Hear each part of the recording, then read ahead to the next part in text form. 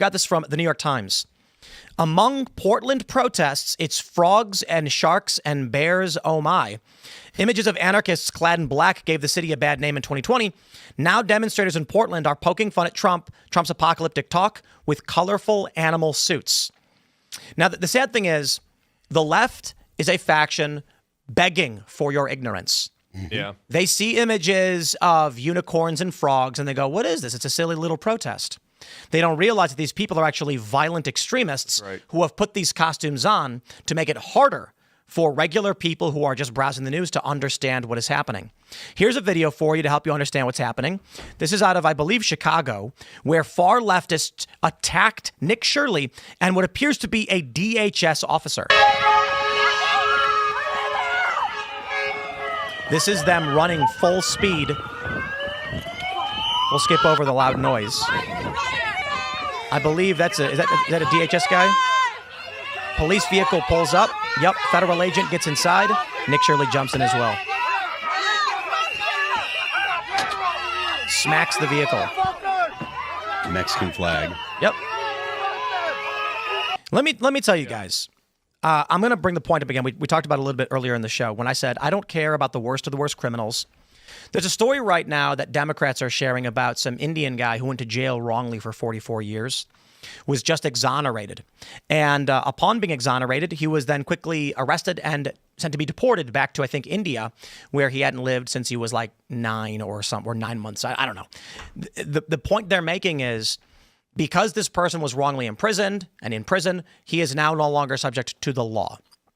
What we are seeing is, I describe this as the I am legend phenomenon, which I've used as an example a million times, probably somewhat incorrectly, but the analogy I use still stands.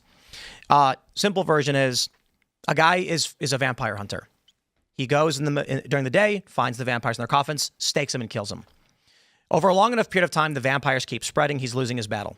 Eventually, one day, every single person in society in America are vampires. He is now the strange creature. They tell stories of the evil boogeyman who lurks during sunlight when no one's awake and kills you in your sleep. He has become the monster, despite at one point being the hero of a society. What we're looking at with this video of them with Mexican flags smacking a police vehicle, or in the video described earlier where the alleged illegal immigrant, so we don't know what the resolution of this case was, is screaming ayúdame, and they actually intervene and help the man escape police. DHS gives up and walks away. Yeah. You are seeing people who are outright saying, your police have no jurisdiction here. Mm-hmm. We don't respect their authority. We don't even view them as meaningful law enforcement. If you bring in, let's put it simply. It's the analogy I use for roommates all the time. Okay, you and your roommate order, or every Friday you say, what should we order for dinner? And then you discuss it. You decide to order pizza. Bring in 5 people from Chinatown and they say, we want orange chicken. And then you're like, well, it doesn't matter. You're not getting pizza ever again. Your will is no longer relevant because the majority has told you what they will take from you. With what Biden did, and not just Biden, but to an extent Obama, but with what Biden did over the past 4 years, bringing in 10, and the high estimate is 20 million people. You now have many. You think it's 20? It's 20. So many illegal immigrants in Chicago, for instance, that when ICE shows up with 5 guys to be like, we're going to arrest this illegal immigrant, 300 illegal immigrants go, no, you're not. He's our neighbor.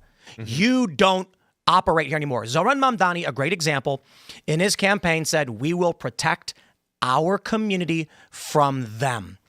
Outright saying to the national American voter who voted for Trump to enforce the law, we are not a part of your country. We are not one with your people. The illegal immigrants are us, and we are taking power in your cities, and we will stop your president from enforcing the law. The most frightening thing I saw when Biden was in office from a macroeconomist point of view was official government statistics coming out, basically saying there'd be a certain amount of jobs created. But the net was this. You had 500,000 American citizens losing their job and over 1 million, close to 2 million illegal aliens taking those jobs. How does that happen in this country? And it's not just the jobs they take, it's the wages that they depress. I mean, from my point of view, what I do in the White House, it's like manufacturing and job creation. It's like it's the worst nightmare when you're trying to create prosperity in a country and you're bringing in an unlimited source of labor supply to bid down and push people out. I mean, come on. It's just... I completely agree, and I think functionally that debate we were having a couple of years ago was extremely important. But I'm actually worried about something else at this point. I see that, and I'm with you on that. We talked about that a little earlier. That's people marching down the street with Mexican flags, saying that this country is theirs now. Yeah. So many people were let in illegally who do not share our values. They're basically telling us they have colonized us. And I agree with the left. No more colonization. How about that? We all agree colonization is bad. Let's keep America, enforce our laws. All of these immigrants are welcome to apply legally and enter our country in a nice single file line. Well, no, Tim, because here's the thing. Even if your ancestors have been here 100 years, 200 years, 3, even 400 years, longer than that, you're living on stolen land, but someone who crossed the border yesterday is an American and they belong here. Yep. And that's where we currently are. With the shutdown, for instance, Democrats are actually arguing that if you enter this country illegally, and as soon as a CBP agent tries to arrest you, to deport you, you cry out, asylum! Yeah. You're now a legal, lawful entry. Even though that all started, by the way, with Democrat judges. Okay, the whole problem we had in the Trump administration was one particular judge who basically legalized using children as get out of jail free cards to come in. All you need, and that created a whole human trafficking source where kids would be rented and they'd bring adults over and they'd claim, okay, so as soon as they got there, well, you got a kid, then you're able to stay. But it's just, again, it gets back to this justice system. It always boils down to that third branch of government. And I don't know how we're going to square that circle because these people get in there and they're in there for life. Yeah. For friggin' life. What happens when Trump invokes the Insurrection Act to send in the troops to enforce the law in Oregon, California, and Illinois? Some magistrate judge in Kenosha will strike it down and say, you can't do that. I'm sure. And then the question will be, even right now with this judge in Illinois, I think the judge is in Illinois, saying Trump can federalize the troops because, of course, he can, but he can't deploy them. Well, how does that make sense? Yeah. Trump takes command of the troops, but he can't actually use them in any meaningful way. Makes no sense. If Trump does invoke the Insurrection Act, citing failure to enforce the law, like with allowing rioters to do whatever they want, are we going to come to the point where a judge says Trump's use of the Insurrection Act is void, and then Trump, he's already publicly stated he has the right to do it. So what if Trump says that law is unconstitutional, or that ruling from the judge has no merit whatsoever over the executive branch, and then just says, troops, you are given orders, do them. And then the judge says you are barred from following those orders. Then what? When will someone break? I got to be honest. Yeah. I think Trump will, because with Kilmar Abrego, well, maybe not. With Abrego Garcia, the judge ordered Trump to return him. And at first he didn't, but eventually he did.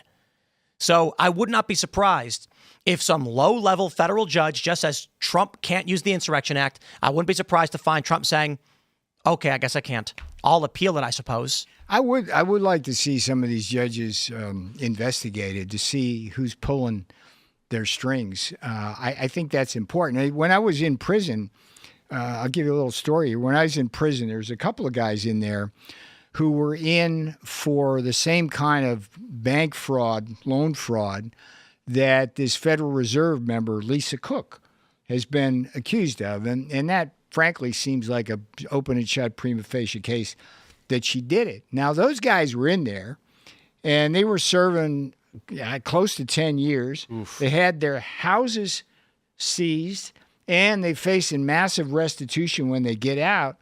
Yet Lisa Cook is being shielded by the court system. And the other component of this is the media. The media is protecting Pritzker in Illinois, protecting Newsom in California. And it's always these sob stories and things like that we get when the reality is far graver. Pritzker's an interesting guy. I'm burdened by the fact that I actually know these guys and have had to work with them. Like when when the pandemic hit in 2020, I drew the short straw and was the Defense Production Act policy czar. So I was the guy in charge of making sure that we got all of the personal protective equipment we needed on time. You know, I could order the supply chains around to get that. And Pritzker, they'd be calling me, him and Cuomo would be calling me every friggin' day, begging for their allotment of whatever we had in our warehouses. And Pritzker asking for seconds? I can't imagine. Touche. You know, he seems like the kind of guy who would really just suck the food out of the room. Nicely done. And the problem I had with both Cuomo at the time and Pritzker is we were very good about getting stuff efficiently there. I could get stuff faster. I'd like get a mill airplane and get that shit there and whatever would need it. And then every time he'd thank me in private, he'd go on the friggin' TV and shit all over Donald Trump. It's just Cuomo. I mean, right? this Cuomo guy, he's a trust fund baby. Yep. Who really he doesn't know what misery's like. And he will do anything. Him and Newsom will say or do anything. They're all cut from the same cloth. Mm-hmm. And the problem is they're just leveraging this situation so that they can move up the ladder. It's going to be Pritzker. He's not getting up a ladder, dude. Pritzker's not getting up any ladder. No, well, maybe an elevator. No, that's the problem. I'm sorry. These I'm people making a bad have joke. these people have illusions of grandeur. I can tell you. When he goes to bed at night, he doesn't count sheep. He doesn't even count Big Macs. He counts like how many times he can get in the White House. So, you know. Can he get through the door? I don't know. Yeah. But I'm not. I feel like that kind of politics is meaningless to me. I agree. I think you're correct. But that's what's driving the dilemma you're talking about here with the courts, at least. I don't think so. You don't think the politics of that are driving us towards a constitutional crisis? I think the crisis we have in this country is the bifurcation of the younger generations morally, and you have a multicultural democracy on the left and a constitutional republic on the right. There is literally nothing you can say to a slob like Pritzker that is going to get him to actually do his job the way this country requires him to do it. You argue that, correctly I say, that he's trying to move up the ladder and do all these things. Yeah. But the problem is he's looking down the ladder and he's seeing AOC and far left communists who don't care about how the country functions. And he's thinking, I will do whatever they want to gain power. That level of politics from Pritzker and to a certain degree Brennan Johnson, but he's more like in the Mamdani AOC camp. From the older guys, this is a problem that goes out the window in 10 years. I get that. Yeah. You're going to have a whole new generation of Mondamis rather than Pritzkers. And it's not Pritzker being like, I'm going to get the ladder that I'm worried about. Yeah. It's Mamdani saying, we need to kill these people. Mm-hmm. Yeah. Yes. Yep. We've got Jay Jones. You want to know how terrifying the situation is right now? That people, look, I just got back from Phoenix and Austin. It was very, very fun when I was in Austin playing poker on the Lodge stream with regular people. Hannah was pretty political, but we got along swimmingly. In fact, she actually, turns out we agree on a lot of things. And she was like, I thought you were going to be really mean. It was great. And when you separate yourself from politics, you sit there and you look around at this beautiful world of fun. I had 2 ice cream sundaes on Thursday, 2 of them, because I was like, I am going to carb load because I was just so exhausted. But what's really happening is you're just hiding. You are ignorant of what is really going on in this country. And getting back, seeing how people react outside, I understand why they think nothing is happening in this country and nothing will change. But the example that I've given, I posted these photos from Egypt during the revolution.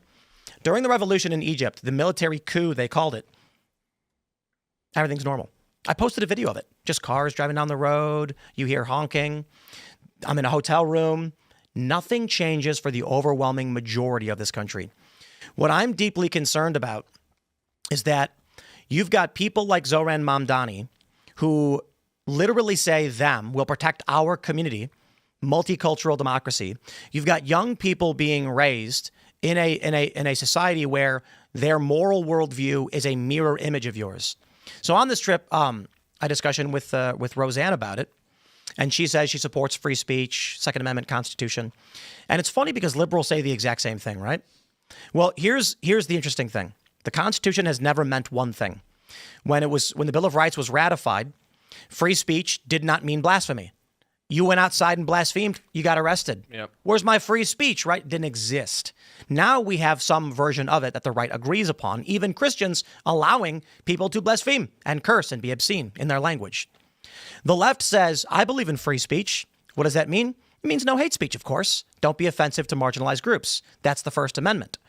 I believe in the Second Amendment, they say. What does that mean? It means that a government-regulated militia can have guns. We understand they think those things, they make those arguments. But what happens when that group is totally bifurcated from the right and thinks that Trump is in violation of the Constitution? He's not. Trump is upholding the Constitution as we know it. When they get in power, they violate the Constitution as we know it. So I was talking, again, with my conversation with Aaron McIntyre earlier, I came to the realization that there's an inevitability, essentially, so long as these two worldviews persist. And I don't see how you're going to eliminate the leftist worldview or the right-wing worldview. They exist. And that is, would any of us tolerate another 4 years of 20 million non-citizens being welcomed into this country? An action like what we saw under Biden was only tolerated because the people of this country believed that we could change this, that the problem could be solved. Yep. And so Trump ended up winning the popular vote. Republicans won in Congress by a slim majority. They won the Senate. They've already got the Supreme Court. If the Democrats were to get in power again and reignite those policies, I fear the worst. Now let's think about the inverse. Mm-hmm. Are Democrats going to sit by with 20 million illegal immigrants and allow the military to enter their states or be commandeered from their states by Donald Trump to start arresting and deporting these people? Even Joe Rogan has come out and said, let them stay. Rogan has said Yep. that? Yeah. Yeah. Jeez. He said have a heart, which is, look, the His idea. Spotify contract must be up for renewal or something. No, I think That's insane. I'm sorry. I think with That's all due insane. respect, I think Yeah. Joe understands what time it is. And I don't want to, I try to be diplomatic. And so I always try to give grace to Rogan for what I feel indebted to him for, not just in helping me with my show, my career, and giving me a platform, but also he covered our medical expenses during COVID. He's a really good dude. All that being said, because he is a prominent personality in this space, I do think it's important that I provide critique where I think some is due. And I mean this with the utmost respect to a very good man. I think he's saying these things because he's terrified that they're trying to kill us. Thanks for checking out this clip from Timcast IRL. Make sure to watch the show live Monday through Friday at 8 p.m. Subscribe to this channel, and we will see you all there.